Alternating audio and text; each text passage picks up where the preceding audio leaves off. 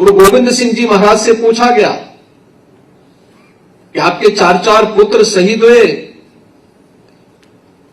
हिंदुस्तान के लिए, धर्म की रक्षा करते हुए। तो उस समय भी उनके मुंह से एक ही बात निकली थी कि 4 मुए तो क्या भय, जीवित कई हजार। यानी अपने परिवार के लिए नहीं, देश और समाज के लिए, धर्म के लिए जिनका पूरा जीवन समर्पित था, उनके स्मृति में आयोजित होने वाला कोई भी कार्यक्रम हम सबके लिए कृतज्ञता ज्ञापित करने का एक कार्य आयोजन होता है। उसी कृतज्ञता ज्ञापित करने के क्रम में मुख्यमंत्री आवास में बाल दिवस के कार्यक्रम की श्रृंखला हम सबको अभिभूत करती है, अपने इतिहास के साथ जोड़ती है। भक्ति से शक्ति की प्रेरणा प्रदान कर रही सिख गुरुओं के प्रति शीश नमन करने का एक अवसर प्रदान करती है। और इसलिए मैं आप सबका इस अवसर पर हृदय से अभिनंदन करता हूं, स्वागत करता हूं। बाबा अजीत सिंह जी को, बाबा जुझारू सिंह जी को, बाबा जोरावर सिंह जी को, बाबा फतेह सिंह जी को धर्म के लिए बलिदान देने की इस उत्कृष्ट परंपरा को भी नमन करता हूं।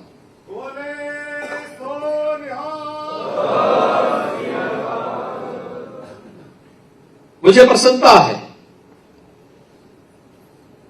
कि भारत के इस गौरवशाली इतिहास को अब पुस्तक में सचित्र उपलब्ध कराने का कार्य भी प्रारंभ हो गया है। मैंने विगत वर्ष भी इस बात का अनुरोध किया था कि हम बताएंगे ही नहीं तो पीढ़ी तो भूल जाएगी, लोग भूल जाएंगे। बाबा अजीत सिंह कौन थे, बाबा जुझारू सिंह कौन थे, क्या उम्र थी उस समय, बाबा जोरावर सिंह क्या उम्र थी, बाबा फतेह सिंह एक नन्हा सा बालक, लेकिन अपने धर्म के पथ से विचलित नहीं होना है, दुश्मन के सामने सिर नहीं झुकाना है, धर्म के पथ का अनुसरण करना है। बचपन से मिले हुए संस्कार, मां गुजरी के सानिध्य में जो संस्कार, जो सानिध्य प्राप्त हुआ, 2 पुत्र युद्ध भूमि में वीर गति को प्राप्त होते हैं।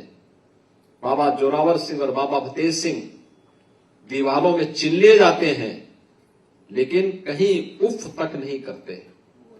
धर्म की रक्षा करनी है और अब वही बलिदान की प्रेरणा हम सबको आज भी विपरीत परिस्थितियों में जूझने की एक नई प्रेरणा प्रदान करता है। भाइयों बहनों, ये सच है, जब भी हिंदुस्तान के ऊपर संकट आया है, कौन नहीं जानता है कि पश्चिम से आने वाले किसी भी हमले को रोकने के लिए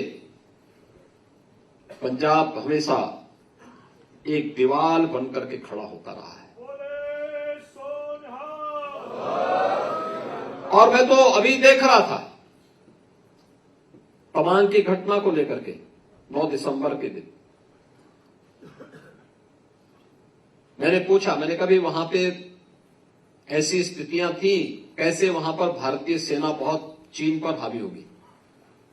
तो बताया गया कि वहां पे हमारे सिख रेजिमेंट से जुड़े हुए जवान थे, एक जवान 2 चीनियों को अपने दबाता था और फिर उनकी कायदे से तोड़ाई करके फिर वहां से भेजता था।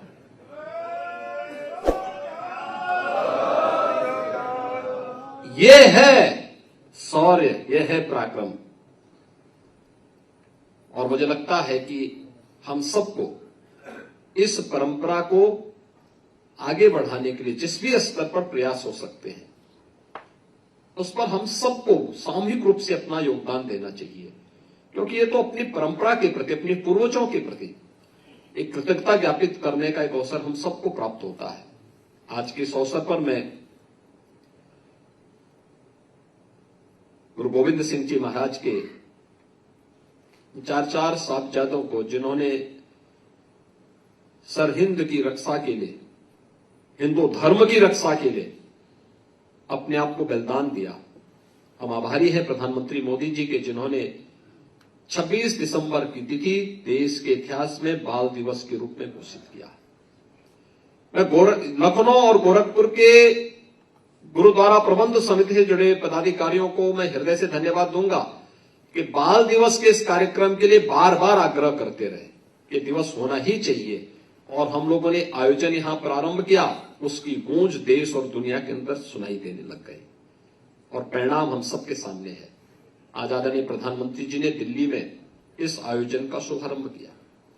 हम सबको यहां इस आयोजन के साथ जुड़ने का अवसर प्राप्त हो रहा है, और आप देखना पूरे देश और पूरी दुनिया के अंदर एक होड़ लगेगी कि बाल दिवस का वास्तविक आयोजन कौन सा होगा। वह वही होगा जो साहबजादों के बलिदान दिवस का दिन है, और यही वास्तविक इतिहास है, यही वास्तविक इतिहास भी है, और इस वास्तविक इतिहास के साथ हम सबको जुड़ने का आनंद प्राप्त हो रहा है। मैं एक बार फिर से आप सबको ये हमारा सौभाग्य है। लखनऊ का याह्यागंज गुरुद्वारा तो गुरु तेग बहादुर जी और गुरु गोविंद सिंह जी महाराज की स्मृतियों से जुड़ा हुआ गुरुद्वारा है। उत्तर प्रदेश के अंदर मैंने संस्कृति विभाग से इस बारे में कहा है कि गुरु परंपरा से जुड़े हुए उन गुरुद्वारों को चिन्हित करें, उनकी कनेक्टिविटी को, उनके आसपास के क्षेत्र को सुंदरीकरण और उसके विस्तार के लिए क्या कार्यक्रम बन सकते हैं।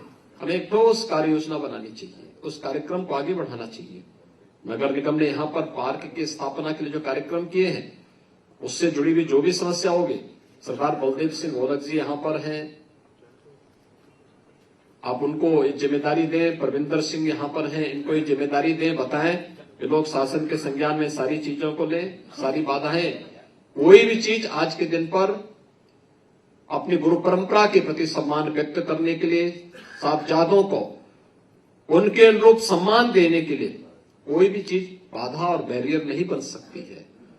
उन सभी बाधाओं को दूर करने के लिए हम लोग तैयार हैं, हम लोग हर स्तर पर उसमें सहयोग करने को तैयार हैं। आज यहां पर हम सब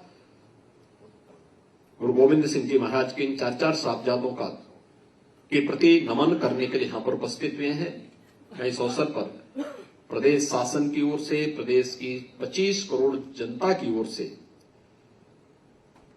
साहबजादा दिवस के अवसर पर, बाल दिवस के अवसर पर बाबा अजीत सिंह जी को, बाबा जुझारू सिंह जी को, बाबा जोरावर सिंह जी को और बाबा फतेह सिंह जी को एक बार फिर से नमन करते हुए, उत्तर प्रदेश वासियों की ओर से नमन करते हुए, मैं आप सबको इस बात के लिए आश्वस्त करता हूं कि उत्तर प्रदेश सरकार सदैव आपके साथ में है। आपके हितों के संवर्धन के लिए, संरक्षण के लिए हर प्रकार से तत्पर होकर के कार्य करेगी, कार्य कर रही है, कार्य करेगी। और डबल इंजन की सरकार को इस कार्यक्रम को आगे बढ़ाने में किसी भी प्रकार की कहीं कोई समस्या हमारे सामने नहीं है। इस विश्वास के साथ आप सब यहां पर उपस्थित हुए हैं। मैं आप सबका एक बार फिर से यहां पर अभिनंदन करता हूं।